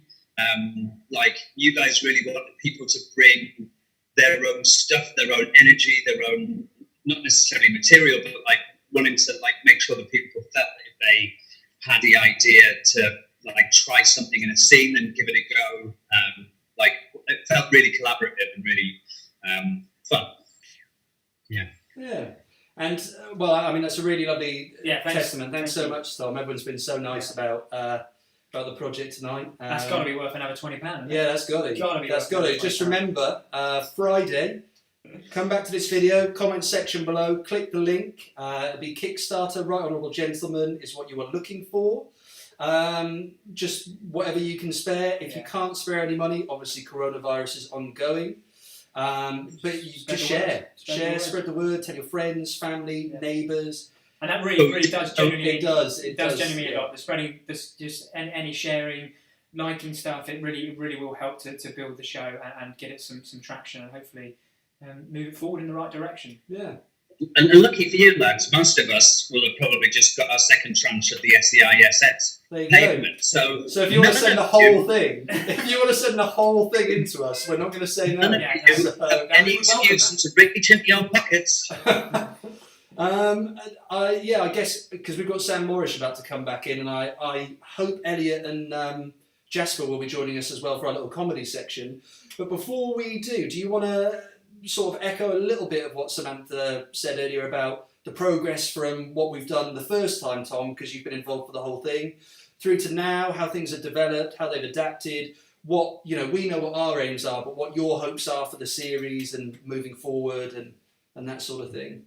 Yeah, I mean, one of the things that I do, I mean, having been someone who started sort of reasonably early on with you lads, one of the things that's been really exciting is seeing who has been brought on board since I've been on board. So like Sam Morrish, for example, I've known before this, and she is like a brilliant actress. She's very talented, very funny. And I think that's one of the things that I think has been one of the most exciting things is seeing the cast develop. So Steph, who has been great in classes, I think he's a really talented guy. I've really enjoyed watching him work and watching him do the readings and stuff. And actually what's been great is being excited about how we went from the script, which is essentially what has become predominantly episode 2, which is the one that we shot. And I remember how much fun it was and how just like, I loved it really. I loved the day. And just thinking like, now we get to do it again, but this time with the benefit of hindsight and also just seeing all these people, like new faces and being excited about who we're going to get to work with and what each person is going to bring to their role. So, yes. Really good. Just off the back of that, we want to say a huge thanks to all the cast and creative team that are involved so far. Keep an eye on our social medias. We'll be putting shout-outs out for them, but the wonderful Daisy Adams, Tom England, Tom Slatter, Steph, Campofidiori. That's a good effort. Yes, that's a good effort. I'm so sorry, Steph, if you're watching. Samantha Morrish, Charlotte Dowding, Jordan Pearson. I'll let you keep going, you're on a roll. I think that's all the cast, isn't it? Have I missed anyone? James Killeen. James Our Killeen. newest member, so James also Killeen, our mixing newest networks. cast member. He'll be doing the interviewer. Any more? No, and also with the crew as well, we've got Ben Rose, who's our director of photography. He's been brilliant. He's been with us since the very start as well. And then obviously our directors, Jasper Cartwright, who you've met, Maisie Robinson, and Luke Lane as well. Also a special mention to Nathan as well. He was he was part of the sound. For the test shoots. And the test shoots as well, and has also been incredibly helpful in the promos and supportive. He's been fantastic. And James Killeen as well, doubles, because he directed the crowdfunder video that you all watched earlier. So it's been a really, just a wonderfully supportive team that we've built around us. We're hoping that atmosphere extends to all of you back at home, and we can get this funded, get this made, get the series out. Our aim is to get Series 1 out January 2021, but of course we're going to keep an eye on coronavirus, how that develops, because we want to make sure everything's safe while we are filming. Yes. With that, should we let... We've got more people coming in. Yeah, should we let the others in and we'll get the fun bit going? Some good questions. So we're going to start off with... Hang on, let the others come in sorry, first. yeah, Let the no, others come in first. Get them in. Let's get them all in. There they are. Boom. There they are. Let me get the chat out. And let's democratise it. Let's make them all... Let's get them all in. So it's Carol's... Oh, that's the thing that I haven't seen. There you go. Yeah. Everyone's seen it. it. Let's make them Some all. will have watched Love Actually. Yes. That is very good. That is very good. I'll give you that. Some will have watched Love Actually. So someone's watching and doing the interview. Can you turn off the watching because it's coming round in a big loop? Someone's watching. Sorry. Done it. Sorry. Mega. Great. There we are. There we are. Okay, well, hi guys. Thank you again for dropping back in with us. Just we wanted to wrap things up now because obviously we've done enough sort of talking about ourselves, about you guys, about the show, and now we just wanted to have a little bit of fun just to see out the night. So I've put together a little true or false, just with general politics over the last year and as well. It's a little political theme. Yeah. We'll see. I might keep score. So either, guys, on your bits of paper, hopefully you've all got some, write true on one and false on the other, so you can hold up what you think it is to the screen, so we know you're all there.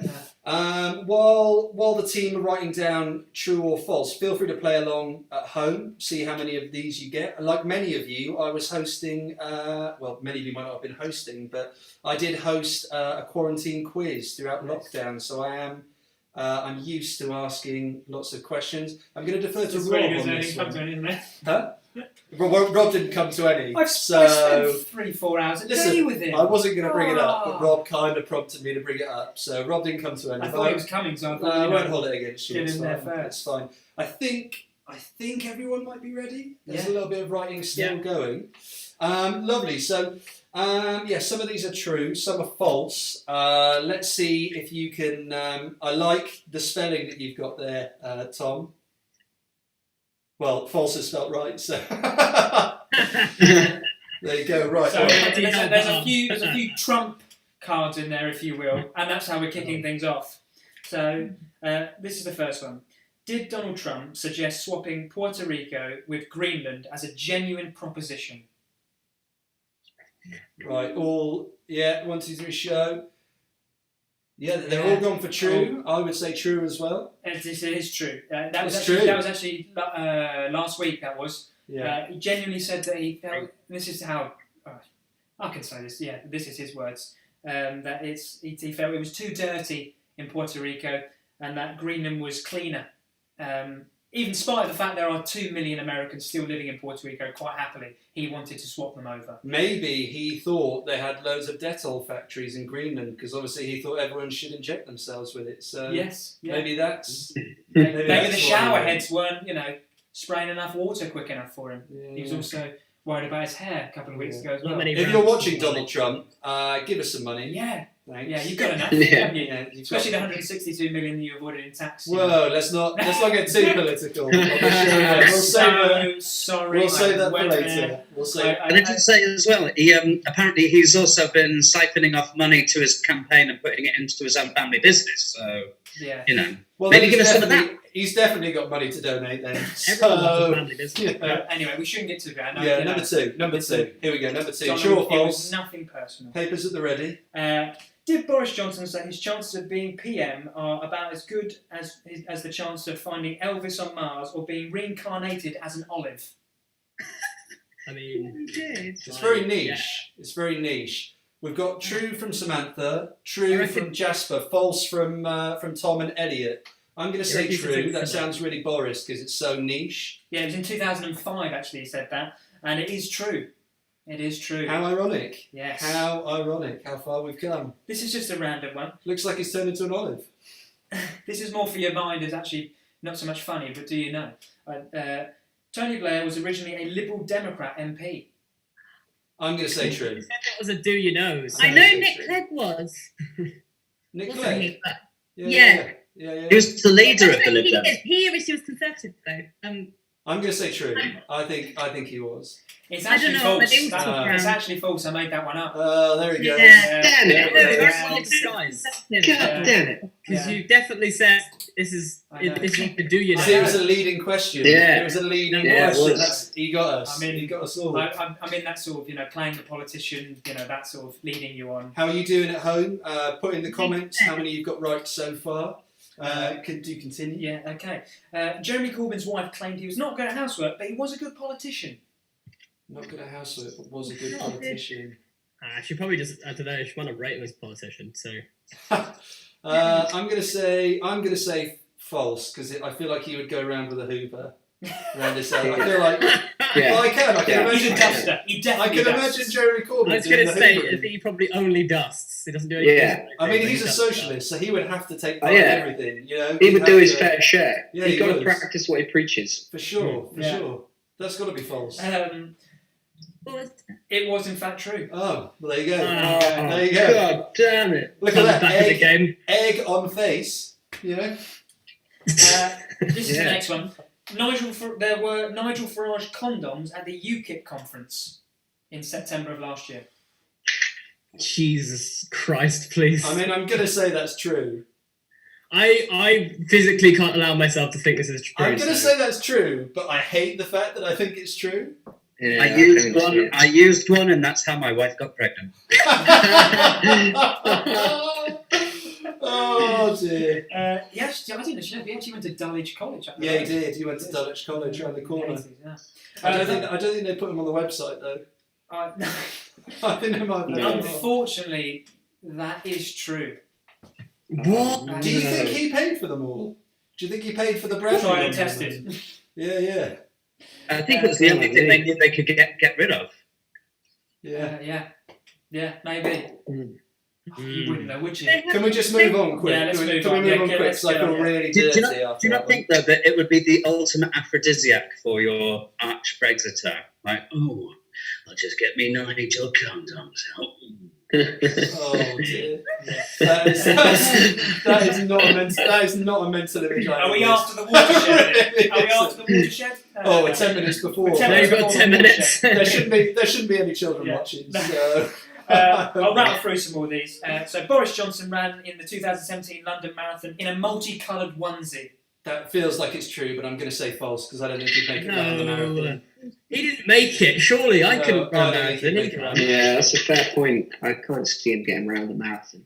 I could see him Maybe walking it in a onesie. Yes, 10 minutes. A clean sweep there, guys. That was in fact false. I made that up. Yeah. God. Next one is. Imagine finding that footage. We'd get that in the series, wouldn't we? Yeah. That'd be the opening of an episode. This next one, Theresa May went to Germany to meet Angela Merkel in an attempt to salvage that wonderful deal she got for us all. So again, I did it again, didn't I? What? Got to be impartial. Yeah, no, he's not impartial, clearly. There's a lot of sarcasm there. Just anyway, that's all right, just go through. play Power over through. it, No one play saw. over it. No one saw. However, she ran into a spot bother when trying to get out of her car because she got locked in it. That is true. Sorry, I shouldn't be answering before you. Oh, nice one, Sam. I believe you. I'll let you make your own I'm mind. sold by Well, you. thanks, Sam. That's a clean sweep there. I really worked hard for that. I dug deep for that bit of information. I just remember watching it on the news. I remember thinking it's really fun. It's on YouTube. Actually. We haven't Very got that funny. in the series yet, but maybe one of us will get locked in a car at some point. I don't know. I'm not going to answer this time. Anyway. I'm going to let the team answer first. That just about summed it up, really, didn't it? Let's be honest. But anyway, during the EU referendum, during the EU referendum, Tim Farron sang the Italian 90s song "World in Motion." You know that one? You got to hold it there, do it at the right. No?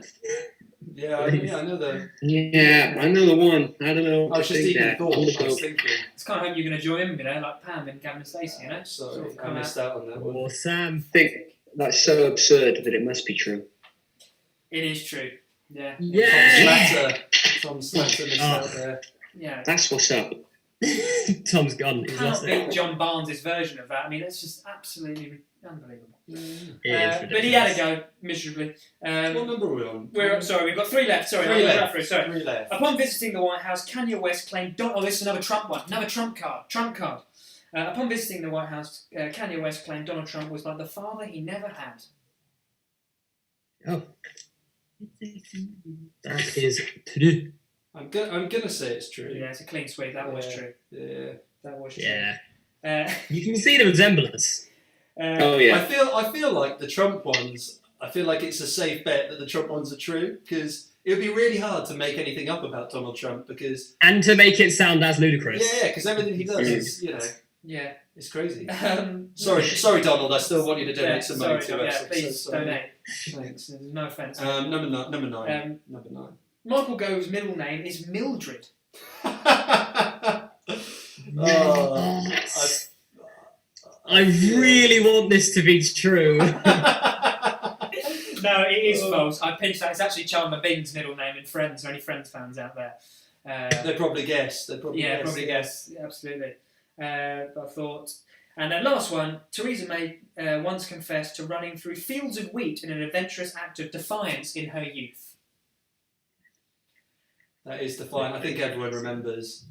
That's true. Was she on the One Show? I feel like that was where. I remember. No, it was like a school, wasn't it? Classic Theresa. She was getting interviewed by kids, and all the kids were like, "Oh." Imagine that. Well, That's like the weirdest thing to say to children you've done as being really rebellious, isn't it? Because they probably thought she'd be like, I smoked on break time or something, but yeah, down the park with a BKD or something. How old were the kids? Were they teenagers or? I've no idea. They were teenagers. Yeah, it was like secondary school. They would have thought she was so lame with that answer. Having performed it in front of kids, Sam, we can attest to that. Oh yeah, I can attest to that. They thought I was lame when I had to dab. It was. You want to see that? You want to do it? Well, you did the dab. Oh, no, they did it. What a legend. It's so slow and dad-like. It's phenomenal. Hey, listen, all right. Just give me time. I haven't practiced that for years, Jasper. Okay. Next live we do, I will practice. The fact that you have to practice is the issue. Open. And who knows if coronavirus calms down a little bit, we might have a whole crew that could film everything, and we could get stuff moving and pyrotechnics and. Amazing. No, okay, never mind. We actually we had a few rounds lined up, guys, but we've had such a wonderful time interviewing you all and chatting with you all. We're in the last 5 minutes, so we've got to wind down. That was in my head there. I know, but I was also just thinking that actually kind of looks like we're in 2 separate. I'd say thank you to Brandon Plummer as well. Yeah, let us use his room in the house. But it kind of looks like we're sort of in 2 separate rooms. Well, it does until my elbow goes. It's breaking the illusion there. Yeah, we're gonna bleach everything when we leave, so it's all coronavirus clear. We're gonna let you all go, team. Thank you so much for joining in tonight. Thank you so letting much. the people at home know a bit about you. Hang on for 5 more minutes while we sign off with all of you back at home. Here we go. And donate to our Kickstarter. All right then. So So Yeah, we're good to go. Yeah, this is it. This is the last 5 minutes. Thank you so much, everyone, for tuning in. Yeah, especially those of you who've stayed for the whole thing. We really appreciate you staying. And those of you that even dropped in just for 5-10 minutes, whatever it was, it really does mean a lot. Really wonderful of you to have supported. Thank you. As a reminder, if you're wondering what comes next, how you can support, first and foremost, visit our website, www.alaboogiproductions.com, or on Friday... That's me. On Friday we'll be launching our crowdfunder, and that's when you have the chance to donate. But as I said, if you can't donate, please share it about as much as you possibly can, and hopefully we can raise enough funds to bring the show to life as we'd like it to be. We will be putting the link in the comments below for the crowdfunder on Friday. We will also be all over our social medias like a semi-serious rash on Friday. You can find us on Facebook, Right Honourable Gentlemen. Is it hyphen, the line? Yes. Yeah, yes. hyphen series. Right Honourable Gentlemen hyphen series. On Twitter, it is at Right On, as in HON, Gent TV. And on Instagram, it's Right Honourable Gentleman TV. So check us out on all of those. Come back to this video if you don't know where else to go. And please do show your support. We're going to have some more promos that we're going to film in the coming weeks. So we'll be putting out some fresh content. You can check out the promo videos we've already got on our YouTube. We may even do some more of this as well. We might jump in if this was enjoyable for everyone. Please do tweet about it and share it, and let us know your thoughts on this.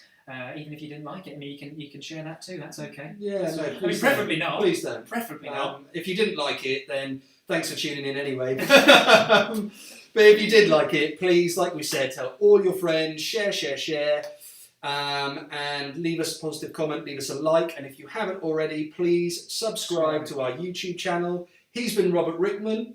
And you've been Samuel Lane. And we are signing off for the night. Thank you very much. We look forward to your support. Thank Take you very care. much. Bye-bye. Give him a wave, Rob, while we I sign was out. waving.